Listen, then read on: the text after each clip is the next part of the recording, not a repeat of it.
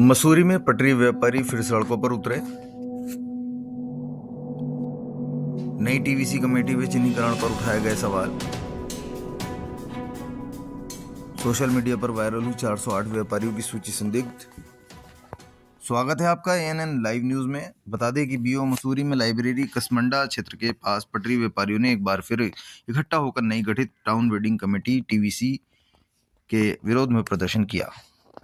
व्यापारियों ने चिन्हीकरण प्रक्रिया पर गंभीर आपत्ति जताते हुए कहा कि सोशल मीडिया पर वायरल हुई 408 व्यापारियों की सूची संदिग्ध है और उसकी सत्यता की जांच की जानी चाहिए। उन्होंने पूरी प्रक्रिया को दोबारा और पारदर्शी तरीके से शुरू करने की मांग की है। प्रदर्शन के दौरान राज्य आंदोलनकारी भी उपस्थित रहे। उन्होंने चेतावनी देते हुए कहा कि यदि वेडिंग जोन और चिन्हीकरण विवाद का समाधान उचित तरीके से नहीं किया गया तो वे आने वाले कार्निवाल जैसे आयोजनों को रोकने में पीछे नहीं हटेंगे, भले ही इसके लिए उन्हें गिरफ्तारी का सामना ही क्यों न करना। मैं एक राज्य आंदोलनकारी होने के नाते बड़ा दुखित हूँ आज, क्योंकि इंद्रमणि बडोनी जी और अभी हमारे जो उत्तराखंड के स्तंभ जनक दिवाकर भट्ट जी गए तो हम उनके साथी हैं। 27 बार लगभग मुझे जेल जाना पड़ा और ये सोचे गए थे कि उत्तराखंड बनेगा, उत्तराखंड में रह रहे सभी लोगों को रोटी, कपड़ा, मकान, शिक्षा और स्वास्थ्य मिलेगा। इस मसूरी में ये सब था।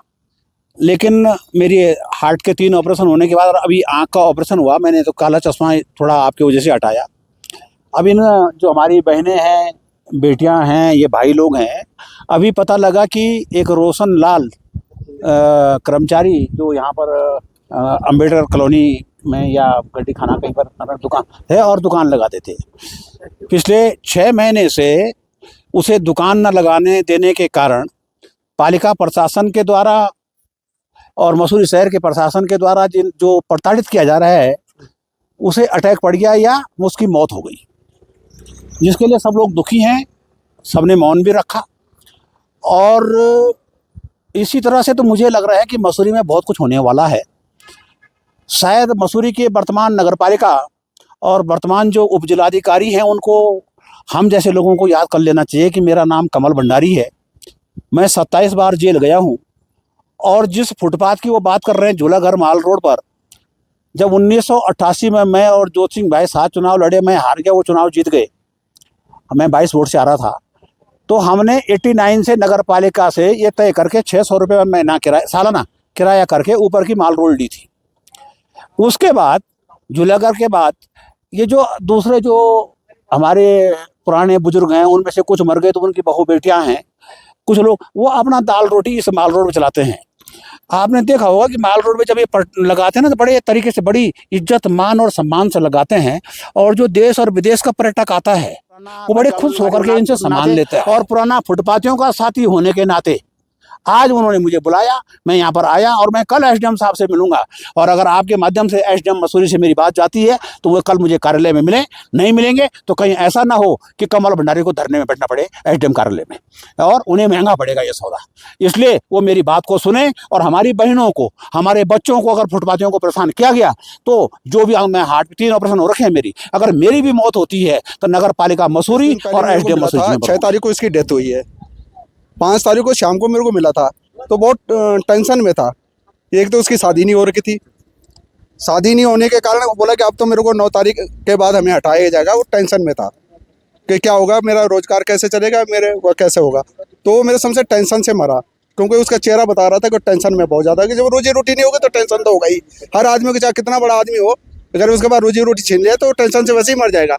तो बहुत सारे लोग ऐसे नहीं है मसूरी में, इतने सारे फुटपाथ वाले, कोई बीमार है, किसी को हार्ट की प्रॉब्लम है, किसी को उनकी दवाई भी नहीं ले रहे हो कि जब रोजगार नहीं चल रहा तो दवाई नहीं ले, तो इसमें बहुत सारी वो हो सकता है। इसकी जिम्मेदारी फिर नगर पालिका की होगी। अगर किसी की और की डेथ होती है तो इसकी सारी जिम्मेदारी नगर पालिका की होगी, एसडीएम मसूरी की होगी। इन्हें पता नहीं क्या, इन्होंने 400 कुछ आदमी की लिस्ट बनाई, उनको रिपोर्ट कर दो, अखबार में छपा दो, ये 400 कुछ, कोई सरकारी कर्मचारी निकलेगा उसमें, एक भी फुटपाथी नहीं है। ज़्यादा से ज़्यादा 120-40 आदमी यहाँ पर फुटपाथ के हैं और वो अपना रोजी रोटी चला, उनके ऊपर वो लगा दिया दाग, किसी की नौकरी कर रहा, और नौकरी कर रहा, भारतीय संविधान बोलता है हर परिवार का अपना अपना सिस्टम है। ये नहीं कि उसका बाप नौकरी कर रहा तो वो भी उसी के दायरे में आता है, या उसकी घरवाली नौकरी का, तो पति का अलग होता है, रूल ही अलग है। यदि आपकी मांगे नहीं मानी जाती है तो आगे किस तरीके की कार्रवाई की जाएगी आपके? हम तो ये आंदोलन करेंगे पहले, नहीं तो सबके सब जेल जाने के लिए तैयार है। मैं कहता हूं कि इन लोगों को एक न्याय दिया जाए, जो भी अधिकारी हमारे सुन रहे हैं, नहीं तो बहुत बड़ी समस्या होने वाली है। और इसका सारा दोष जो है नगर पालिका मसूरी और एसडीएम साहब को होगा अगर इनको न्याय नहीं मिलता। सूचना में ये सुन रहा हूँ कि एक लड़के का जो है यहाँ पर दहशत में, मैं तो दहशत ही बोलूँगा, क्योंकि नगर पालिका परिषद के द्वारा इतना दबाव बनाया गया कि उस जवान लड़के को, करीब 40 साल की उसकी उम्र रही होगी, जो बता रहे हैं अगल बगल वाले, उसकी जो है दहशत में मौत हो गई, क्योंकि उसको बताया गया कि आप जो है 9 तारीख के बाद जो है पटड़ी पे नहीं बैठ सकते हैं।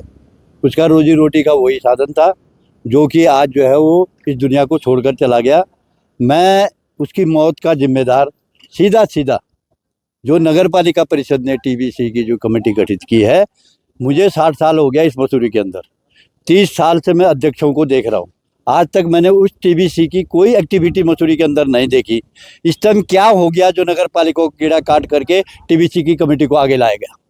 ठीक, दूसरी बात, मैं जब इन्होंने टीबीसी कमेटी ने बोला कि सब पटड़ी वाले जो है एफिडेविट भर के दो कि हम जो हैं, हमारे परिवार का कोई आदमी जो है यहाँ पे पटड़ी नहीं लगाता है, सिर्फ मैं ही लगाता हूँ।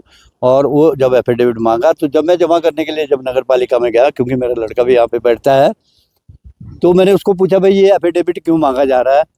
तो उसने कहा कि भाई ऐसा है, एलआईयू की जांच होगी और तभी जो है पटड़ी पे जो है उन्हीं को जो है चिन्हीकृत किया जाएगा।